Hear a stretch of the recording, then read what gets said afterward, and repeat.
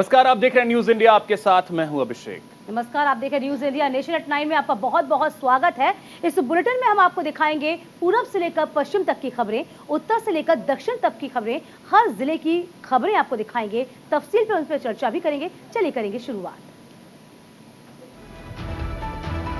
शुरुआत करते हैं और सबसे पहले बात करते हैं प्रधानमंत्री नरेंद्र मोदी की। प्रधानमंत्री नरेंद्र मोदी आज अजमेर के दौरे पर रहेंगे। किशनगढ़ एयरपोर्ट से पुष्कर के ब्रह्मा मंदिर पहुंचेंगे। करीब 20 मिनट दर्शन और पूजन का कार्यक्रम है। इसके बाद कायड़ विश्राम स्थली पर पहुंचेंगे। यहां जनसभा को संबोधित करेंगे। केंद्र सरकार के 9 साल पूरे होने के मौके पर अजमेर में जनसभा का आयोजन किया जा रहा है। प्रधानमंत्री मोदी की यात्रा को लेकर सुरक्षा एजेंसियों के साथ ही जिला पुलिस हाई अलर्ट मोड पर है। आपको बता दें कि बीते 8 महीने में मोदी का राजस्थान में ये छठा दौरा होगा। इसी माह 10 तारीख को उन्होंने सिरोही के आबू रोड में सभा की थी। इसके पहले 12 फरवरी को मोदी ने दौसा में जनसभा की थी। 28 जनवरी को मोदी ने भीलवाड़ा के आसीन में जनसभा की थी। पिछले साल 1 नवंबर को मोदी ने बांसवाड़ा के मानगढ़ धाम में सभा की थी। इससे पहले 30 नवंबर को मोदी सिरोही के आबू रोड आए। अगले साल देश में आम चुनाव होने हैं। उसके पहले सभी पार्टियां अभी से अपनी रणनीतियां बनाने में जुटी हुई हैं। इस बीच भारतीय जनता पार्टी आज से एक महा जनसंपर्क अभियान शुरू करने जा रही है। यह अभियान 1 महीने तक चलेगा। इस दौरान पार्टी हर लोकसभा क्षेत्र के 1000 प्रतिष्ठित व्यक्तियों तक पहुंचेगी। पार्टी के राष्ट्रीय महासचिव विनोद तावड़े ने बताया है कि 31 मई से शुरू होने वाला यह अभियान 30 जून तक चलेगा। कहा गया है कि हमने देश की हर लोकसभा सीट से 1000 लोगों की सूची तैयार की है। लोकसभा की 543 सीटों में से यह आंकड़ा कुल 5.5 लाख लोगों का है, जिसके पास बीजेपी के वरिष्ठ पदाधिकारी और केंद्रीय मंत्री इस अभियान के दौरान पहुंचेंगे। और अब बात करते हैं कांग्रेस नेता राहुल गांधी की। राहुल गांधी अमेरिका के 3 शहरों की यात्रा के लिए अमेरिका पहुंच गए हैं। यहां सैन फ्रांसिस्को में उन्होंने भारतीयों से मुलाकात की और उन्हें संबोधित किया। इस दौरान राहुल गांधी ने कहा कि कुछ महीने पहले हमने कन्याकुमारी से कश्मीर तक पद यात्रा की थी। हमने देखा था कि भारत में राजनीति के जो सामान्य टूल थे वे अब काम नहीं कर रहे हैं। ऐसे में हमने भारत जोड़ो यात्रा करने का फैसला किया था। राहुल गांधी ने कहा कि भारत में कुछ लोग ऐसे हैं जिन्हें लगता है कि वे हर चीज के बारे में सब कुछ जानते हैं। इनमें से एक मोदी जी भी हैं। उन्हें लगता है कि वे हर चीज के बारे में सब कुछ जानते हैं। मोदी जी भगवान को भी समझा सकते हैं कि ब्रह्मांड में क्या चल रहा है। वे वैज्ञानिक को विज्ञान के बारे में और इतिहासकार को इतिहास के बारे में भी समझा सकते हैं।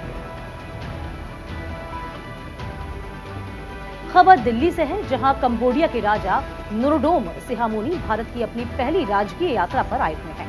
कल राष्ट्रपति द्रौपदी मुर्मू, प्रधानमंत्री नरेंद्र मोदी ने राजा सिहामोनी की मुलाकात की है। इस दौरान कंबोडिया के राजा को राष्ट्रपति भवन में गार्ड ऑफ ऑनर से सम्मानित किया गया है। वहीं राष्ट्रपति द्रौपदी मुर्मू ने राष्ट्रपति भवन में प्रधानमंत्री नरेंद्र मोदी, केंद्रीय मंत्रियों और अन्य गणमान्य व्यक्तियों का कंबोडिया के राजा नोरोडोम सिहामोनी से परिचय भी कराया। आपको बता दें, राजा नोरोडोम सिहामोनी भारत की अपनी पहली 3 दिवसीय आधिकारिक यात्रा पर है।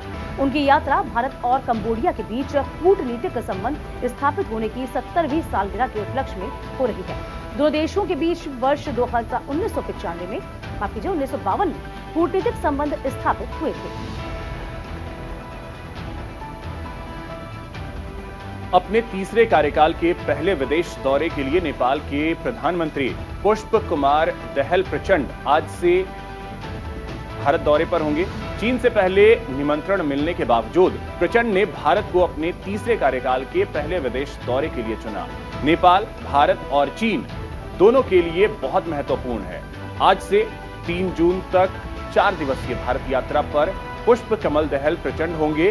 प्रचंड के साथ एक उच्च स्तरीय प्रतिनिधिमंडल भी आएगा। नेपाल पीएम का भारत दौरा काफी अहम माना जा रहा है। ड्रैगन की कूटनीति सहित कई समझौतों पर मुहर लगेगी। इस यात्रा को लेकर दोनों ही पक्षों में काफी उत्सुकता है। ऐसे में यह यात्रा नए सिरे से संबंधों में गर्माहट लाएगा।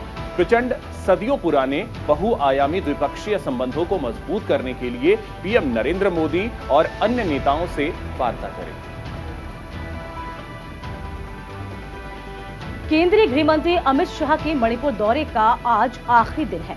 वहां मोरेह और कांगपोकपी इलाकों का दौरा करेंगे। इसके बाद शाह स्थानीय समूहों के प्रतिनिधि मंडलों के साथ बातचीत करेंगे। बाद में वह इम्फाल में सुरक्षा समीक्षा बैठक करेंगे। आपको बता दें कि अमित शाह ने मणिपुर पुलिस, केंद्रीय सशस्त्र पुलिस बल और भारतीय सेना के वरिष्ठ अधिकारियों के साथ सुरक्षा स्थिति का जायजा लिया है। वहीं सुरक्षा कर्मियों के साथ बैठक में शाह ने कहा कि मणिपुर की शांति और समृद्धि उनकी सर्वोच्च प्राथमिकता है और अधिकारियों को राज्य की शांति को भंग करने वाली किसी भी गतिविधि से सख्ती से निपटा जाएगा। किसी भी उग्रवादियों को बख्शा नहीं जाएगा। जो भी दोषी होगा उसके खिलाफ सख्त से सख्त कार्रवाई की जाएगी। आपको बता दें कि मणिपुर को लेकर एक जानकारी है जहां पर एक बार फिर संघर्ष छिड़ गया है। आपको बता दें कि राज्य में रविवार को हुए संघर्ष में सुरक्षा बलों ने बड़ी कार्रवाई को अंजाम दिया। जानकारी देते हुए मणिपुर के मुख्यमंत्री एन बीरेन सिंह ने कहा कि घरों में आगजनी और नागरिकों पर गोलीबारी करने में शामिल लगभग 40 सशस्त्र उग्रवादियों को अब तक सुरक्षा बलों ने मार गिराया, जिसके बाद अब राज्य और केंद्र सरकार एक्टिव मोड में है। केंद्र और राज्य सरकार ने राज्य में जातीय संघर्ष के दौरान मारे गए लोगों के परिजनों को 10-10 लाख रुपए का मुआवजा देने का फैसला किया है। साथ ही हिंसा में मारे गए व्यक्ति के परिवार के एक सदस्य को नौकरी भी दी जाएगी। अमित शाह और मणिपुर के मुख्यमंत्री एन बीरेन सिंह के बीच सोमवार रात को हुई बैठक के बाद यह फैसला लिया गया। इसके बाद अमित शाह ने मैतेई और कुकी समुदाय से जुड़े लोगों से मुलाकात की। खबर तेलंगाना से होगी, जहां पर AIMIM के नेता असदुद्दीन ओवैसी ने आदिलाबाद में एक जनसभा को संबोधित किया। इस दौरान उन्होंने बीजेपी और अमित शाह पर जमकर निशाना साधा। ओवैसी ने बीजेपी पर धार्मिक आधार पर भेदभाव करने का आरोप लगाया। ओवैसी ने कहा कि अमित शाह बोलते हैं कि हम ओल्ड सिटी में सर्जिकल स्ट्राइक करेंगे, तो हम क्या चूड़ियां पहनकर बैठे हैं। उन्होंने कहा कि अगर बीजेपी में इतना ही दम है तो उनकी लीडरशिप वाली सरकार चीन पर सर्जिकल स्ट्राइक क्यों नहीं कर देती। बीजेपी ने मंदिरों के लिए करोड़ों रुपए अनुमोदित किए हैं और उनके बाद भी मेरे ऊपर आरोप लगाते हैं कि स्टीयरिंग मेरे हाथ में है। अगर मेरे हाथ में स्टीयरिंग है तो आपको क्यों दर्द होता है। और अब बात करते हैं हिमाचल प्रदेश की। मुख्यमंत्री सुखविंदर सिंह सुक्खू आज कांगड़ा जिले के फतेहपुर विधानसभा क्षेत्र के दौरे पर रहेंगे। इस दौरान सीएम सुखविंदर सिंह सुक्खू कई कार्यक्रम में हिस्सा लेंगे। इस दौरान जहां वो पौंग डैम पर महाराणा प्रताप की मूर्ति का अनावरण करेंगे, वहीं हिमाचल पंजाब लिंक पुल का निरीक्षण भी करेंगे। जानकारी के मुताबिक मुख्यमंत्री फतेहपुर में करोड़ों रुपए की विकास योजनाओं की सौगात जनता को देने वाले हैं, जिसमें पर्यटन विकास गतिविधियों को गति देने की दृष्टि से महत्वपूर्ण स्थलों का भी दौरा करेंगे। करीब 1 बजे सीएम सुक्खू रामलीला मैदान में जल शक्ति विभाग की कई परियोजनाओं का शिलान्यास करेंगे। इसके बाद विशाल जनसभा को संबोधित करेंगे। इसके बाद फतेहपुर विश्राम गृह में जन समस्याएं सुनेंगे। चलिए अगली खबर पंजाब से है। पंजाब के मुख्यमंत्री भगवंत मान और पूर्व मुख्यमंत्री चरणजीत सिंह चन्नी के बीच भ्रष्टाचार को लेकर शुरू हुई जंग ने राजनीतिक माहौल को और गर्मा दिया। सीएम मान ने चन्नी पर एक खिलाड़ी से नौकरी के एवज में 2 करोड़ रुपए मांगने के आरोप लगाए हैं। इस मामले में उन्होंने पूर्व मुख्यमंत्री चन्नी को 31 मई तक का वक्त दिया था। उन्होंने कहा था कि या तो चन्नी खुद ही सारी सच्चाई बता दें, नहीं तो 31 मई को दोपहर 2 बजे प्रेस कॉन्फ्रेंस करेंगे। इसी मुद्दे को लेकर सीएम मान आज प्रेस कॉन्फ्रेंस करेंगे।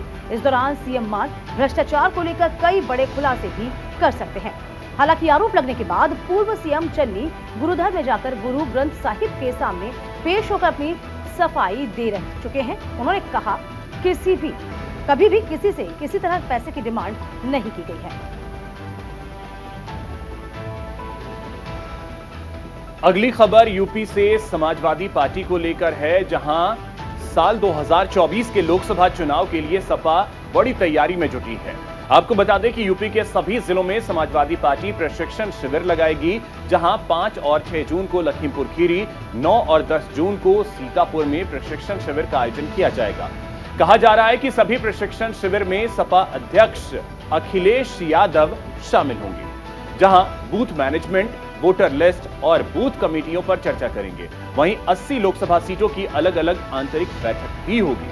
इसी आंतरिक बैठक में लोकसभा चुनाव के लिए प्रत्याशियों के नामों पर भी चर्चा होगी।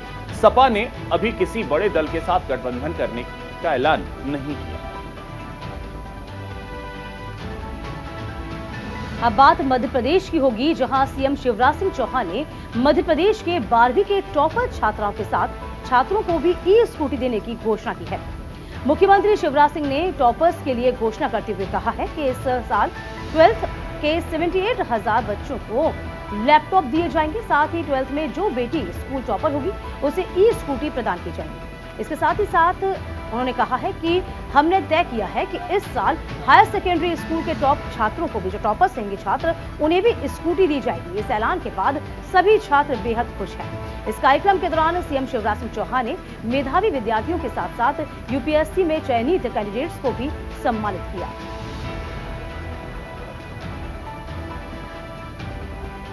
यूपी के गोरखपुर में चल रहे खेलो इंडिया रोइंग प्रतियोगिता में सितारों के चमक बिखेरने का सिलसिला लगातार जारी है। गोरखपुर की रामगढ़ झील में बीते 3 दिनों से चल रही इस प्रतियोगिता में एक से बढ़कर एक खिलाड़ी उभर कर सामने आ रहे हैं।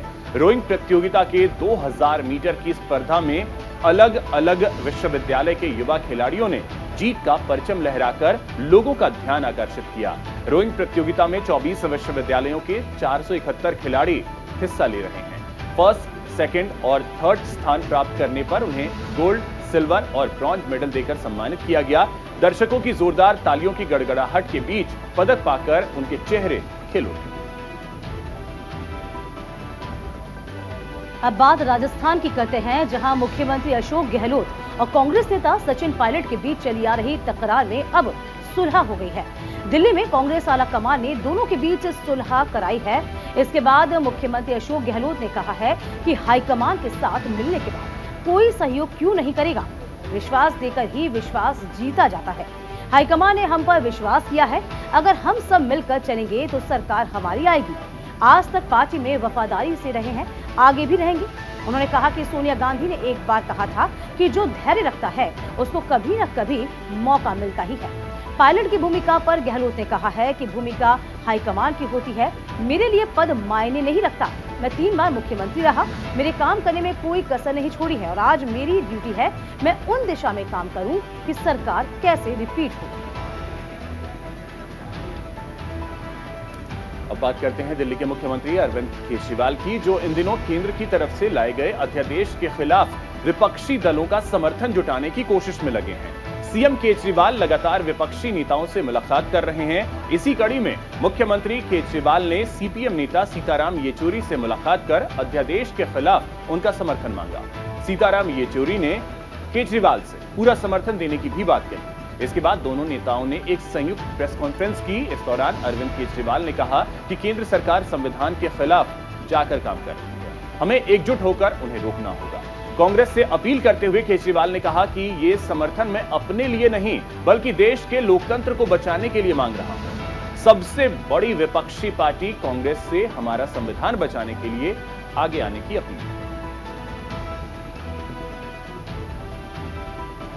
चलिए खबरों में आगे बढ़ते हुए बात होगी उत्तराखंड की, जहां पर मुख्यमंत्री पुष्कर सिंह धामी टिहरी गढ़वाल के दौरे पर रहे। इस दौरान मुख्यमंत्री ने घंटा कर्ण मंदिर में पूजा अर्चना की है। साथ ही घंटा कर्ण मंदिर ट्रस्ट के कार्यक्रम में शिरकत की। वहीं कार्यक्रम के दौरान मुख्यमंत्री ने कहा कि पर्यटन की दृष्टि से ये घंटा कर्ण मंदिर अत्यंत महत्वपूर्ण है, क्योंकि उत्तराखंड का एकमात्र स्थान है जहां पर से हरिद्वार और हिमालय के दर्शन एक साथ कर सकते हैं। इसलिए हमने यहाँ पर एक सड़क निर्माण की घोषणा की थी, जिससे यहाँ पर सुविधाएं पहुंचेंगी। सीएम ने आगे कहा कि मैं मानता हूं कि यह स्थान आने वाले वक्त में ऐसा स्थान बनेगा जिससे संपूर्ण भारतवर्ष के साथ विश्व के प्रसिद्ध धामों में भी एक स्थान बनेगा। और चलिए अब रुख करते हैं महाराष्ट्र की ओर, जहां मुख्यमंत्री एकनाथ शिंदे ने किसानों को बड़ी सौगात दी है। महाराष्ट्र कैबिनेट से नमो किसान निधि योजना को मंजूरी मिल गई है। केंद्र सरकार की तर्ज पर लाई गई इस योजना के तहत महाराष्ट्र सरकार किसानों के खाते में सीधे 6,000 रुपए सालाना जमा करेगी। बैठक के बाद एकनाथ शिंदे ने बताया कि जैसे केंद्र सरकार ने सालाना 6,000 रुपए किसानों को देने का निर्णय लिया था, ठीक वैसा ही निर्णय राज्य की ओर से लिया गया, जिसमें राज्य सरकार की ओर से किसानों के खाते में 6,000 रुपए भेजे जाएंगे। सीएम ने कहा कि इसके अलावा केवल 1 रुपए में फसल बीमा योजना का लाभ देंगे। साथ ही महाराष्ट्र कैबिनेट ने कपास उत्पादक इलाके में निवेश को बढ़ावा देने के लिए नई टेक्सटाइल पॉलिसी को भी मंजूरी दी। इसके जरिए सरकार ने 25,000 करोड़ के निवेश को आकर्षित करने का प्लान बनाया। अब बात कर लेते हैं कर्नाटक की, जहां पर मुख्यमंत्री सिद्धरामैया ने भ्रष्टाचार के खिलाफ सख्त रुख अपनाया है। सीएम ने प्रियंका खड़गे की शिकायत के बाद बीजेपी सरकार के कार्यकाल के दौरान कल्याण कर्नाटक क्षेत्र विकास बोर्ड में भ्रष्टाचार के आरोपों की जांच के आदेश दिए हैं। कर्नाटक के ग्रामीण विकास और पंचायत राज मंत्री प्रियंका खड़गे ने कहा है कि पूरी जांच की जाएगी और दोषियों के खिलाफ मामला दर्ज भी किया जाएगा। कर्नाटक के सीएम ने केकेआर डीबी फंड के कुप्रबंधन की जांच के आदेश भी जारी किए। बीजेपी के छिपे हुए एजेंडे को पूरा करने और अपने विधायकों के लिए करोड़ों का इस्तेमाल किया गया है। वहीं डिप्टी सीएम डीके शिवकुमार ने कहा है कि केवल कल्याण कर्नाटक में नहीं हुआ बल्कि और भी घोटाले हैं। हमें लोगों को न्याय देना है, इसीलिए इन सभी घोटालों की जांच के आदेश दिए जाएंगे। अब बात कर लेते हैं तमिलनाडु की, जहां चेन्नई में पीएम मोदी के सरकार के 9 साल पूरे होने को लेकर एक संवाददाता सम्मेलन का आयोजन किया गया, जहां सम्मेलन में केंद्रीय मंत्री जितेंद्र सिंह ने शिरकत की। इस दौरान उन्होंने कहा कि पिछले 9 सालों में भारत दुनिया में प्रमुख राष्ट्र की श्रेणी में आ गया है और यह सब प्रधानमंत्री नरेंद्र मोदी की व्यक्तिगत पहुंच और दूरदृष्टि के कारण संभव हुआ है। उन्होंने आगे कहा कि पीएम मोदी दुनिया के सबसे बड़े नेता के रूप में उभरे हैं और अंतर्राष्ट्रीय पटल पर भारत का मान बढ़ाया। पीएम मोदी ने देश को एक नए पुनरुत्थान का युग दिया है, साथ ही दुनिया के सामने भारत की नई छवि पेश की है। यही वजह है कि आज पूरी तरह से विश्व की नजर भारत की तरफ है। दुनिया भारत के साथ मिलकर आगे बढ़ना चाहती है। अगली खबर हिमाचल से है, जहां पर धर्मशाला में धर्मगुरु दलाई लामा की 2 दिवसीय विशेष टीचिंग मुख्य बौद्ध मंदिर मैक्लोडगंज में शुरू हुई है। इस दौरान धर्मगुरु ने कहा कि हमें सकारात्मकता के साथ और से दृष्टिकोण के साथ इसे विकसित करना चाहिए। दूसरों के लिए हित पूरा करने की कोशिश करनी चाहिए। हम जीवन को सफल बनाने के लिए जिनके माध्यम से प्रयास करते हैं उनका सदैव भला सोचना चाहिए। दलाई लामा ने कहा कि सभी लोग अच्छे बने, लोगों का हित करें, करुणा रखें, शून्यता और बौद्ध चित्त का अभ्यास करना चाहिए। इस दौरान तिब्बती छात्र ने दलाई लामा से पूछा कि हम बच्चे खेल में तो रुचि दिखाते हैं लेकिन पढ़ाई और पूजा पाठ में ध्यान नहीं लगता है। इस पर धर्मगुरु ने कहा कि ये सब अभ्यास से ही संभव होगा, ऐसे में आपको अभ्यास करना चाहिए। और चलिए बात करते हैं पुडुचेरी की, जहां तमिल स्कॉलर की तरफ से प्रधानमंत्री मोदी पर आयोजित एक कार्यक्रम में उपराज्यपाल तमिली साई सुंदर राजन ने शिरकत की। इस दौरान उपराज्यपाल ने नई संसद भवन में राजदंड स्थापित करने पर प्रधानमंत्री मोदी का शुक्रिया किया। उपराज्यपाल ने कहा कि प्रधानमंत्री मोदी ने स्पीकर ओम बिरला की मौजूदगी में राजदंड स्थापित किया। हमारे तमिल राजाओं द्वारा इस्तेमाल किया जाने वाला राजदंड हमारे दिमाग पर राज करने वाली तमिल की आवाज के रूप में हमारी संसद में स्थापित हो चुका है। राजदंड, जिसे न्याय का राजदंड कहा जाता है, पहली बार हमारी संसद की शोभा बढ़ा रहा है। वहीं उपराज्यपाल सुंदर राजन ने नए संसद भवन के उद्घाटन समारोह में न शामिल होने वाले सांसदों के लिए कहा कि इन लोगों ने तमिल और तमिल संस्कृति के साथ विश्वासघात किया और सबसे बड़ी ऐतिहासिक गलती। खबरों में आगे बढ़ती हुई बात होगी आंध्र प्रदेश की, जहां पर वाईसीआर कांग्रेस पार्टी और जनसेना पार्टी के बीच पोस्टर और फ्लैक्स की जंग ने विशाखापट्टनम में तनाव पैदा कर दिया है। वाईएसआरसीपी पूर्वी निर्वाचन क्षेत्र के प्रभारी अक्कारामणि और विजय निर्मला ने गरीबों और अमीरों के बीच लड़ाई को दिखाते हुए एक फ्लैक्सी रखी। जनसेना और टीडीपी के विपक्षी नेताओं के बुरे इरादों से गरीब लोगों के रक्षक के रूप में और आंध्र प्रदेश के मुख्यमंत्री जगन मोहन रेड्डी को दिखाते हुए फ्लैक्स बनाए गए थे। वीआईपी रोड जंक्शन के सिरीपुरम में फ्लैक्स को लगाया गया था। दूसरी तरफ जनसेना नेताओं ने सीएम जगन रेड्डी के एक हाथ में कुल्हाड़ी, दूसरे हाथ में पूर्व मंत्री और सांसद दिवंगत वाईएस विवेकानंद रेड्डी के सिर पर शर्ट पर 6093 नंबर के साथ एक फ्लैक्स को लगाया गया। अगली खबर ओडिशा के पुरी से है। आपको बता दें कि हर साल की तरह 31 मई को विश्व तंबाकू निषेध दिवस मनाया जाता है। इस दिन का मुख्य उद्देश्य तंबाकू उत्पादों के सेवन से होने वाले हानिकारक और घातक प्रभावों के प्रति लोगों को जागरूक करना है। हर साल की तरह इस दिन को एक अलग थीम पर निर्धारित कर सेलिब्रेट किया जाता है और इस साल यानी 2023 का थीम है we need food no tobacco, जिसका अर्थ है हमें भोजन की जरूरत है, ना कि तंबाकू की। भारत के सबसे प्रसिद्ध रेत कलाकार ने इस अवसर पर एक सैंड आर्ट बनाकर लोगों को तंबाकू छोड़ने का संदेश दिया।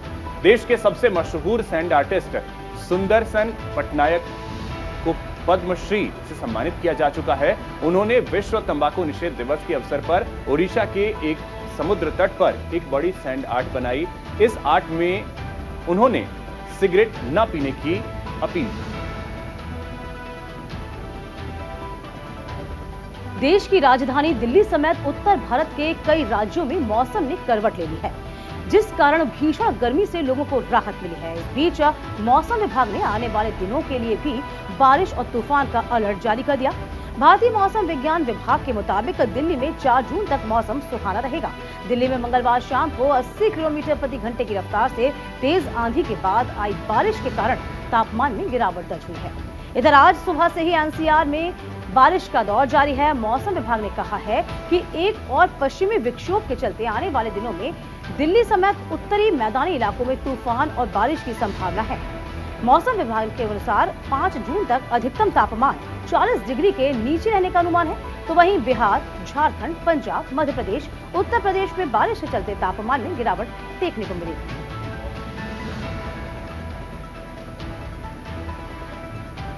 और चलिए बात करते हैं जम्मू कश्मीर की। पुंछ जिले को कश्मीर से जोड़ने वाली ऐतिहासिक मुगल रोड भारी भूस्खलन के चलते एक बार फिर से यातायात के लिए फिलहाल बंद कर दिया गया है।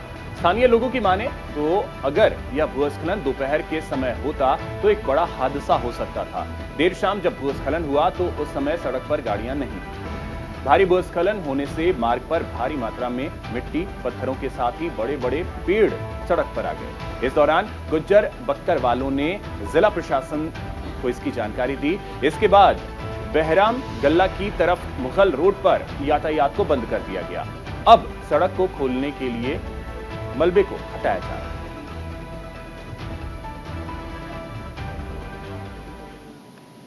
चलिए इसी के साथ आपको बता दें कि दक्षिणी चीन सागर में टकराए अमेरिका और चीन। जी हाँ, आमने सामने आए हैं चीन यूएस के फाइटर जेट। चीन के लड़ाकू विमान ने अमेरिका प्लेन को दिया है टर्बुलेंस। ये बड़ी खबर आपको बता रहे हैं। अमेरिका ने वीडियो जारी कर नाराजगी जाहिर की। तो फिलहाल बड़ी खबर, चीन के विमान ने अमेरिकी प्लेन को टर्बुलेंस दिया है। अमेरिका ने वीडियो जारी कर नाराजगी जाहिर की।